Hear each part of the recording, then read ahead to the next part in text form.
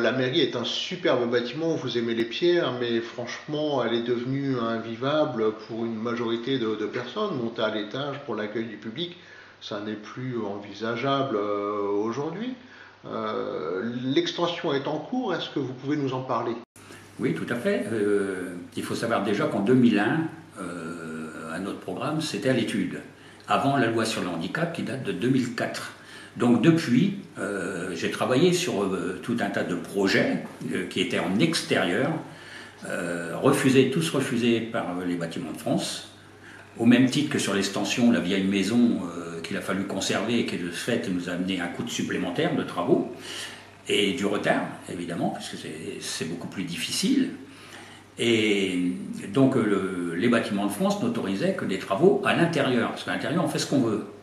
Sauf que si on faisait à l'intérieur, on massacrait la salle des fêtes, qui est une belle salle art déco, et on supprimait aussi un bureau à l'étage, alors qu'on en manque déjà. Parce que le but, c'était de faire un ascenseur à l'intérieur. Donc dans ce nouveau bâtiment, du coup, tout le monde descend au rez-de-chaussée. L'accueil au rez-de-chaussée se fera d'un côté sur la rue, avec des marches, évidemment, pour ceux qui pourront. Mais l'accueil handicapé se fera par derrière, où là on arrivera avec une cour et tout à zéro. Hein, donc pas de marche, strictement rien.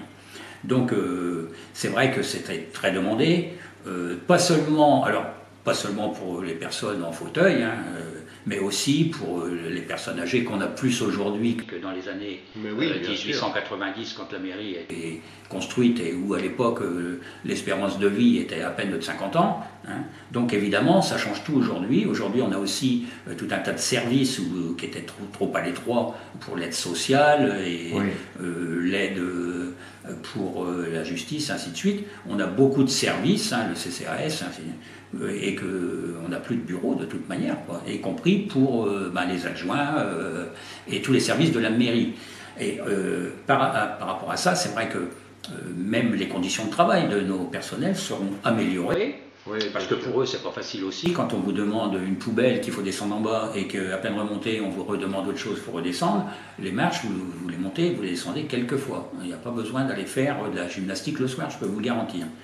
Pour ma part, j'attends avec impatience aussi, si j'ai besoin, alors je ne sais pas ce qui se passera au mois de mars, mais si nos concitoyens me font confiance, je serais bien content d'avoir un ascenseur pour monter en haut et d'être de plein pied pour l'accueil de la mairie. Après tout ce temps passé à la préparation de ce dossier, ce serait bien légitime que vous coupiez le ruban de toute façon, je pense, monsieur Onclair. Oui, j'aimerais bien, je vais même vous faire une confidence.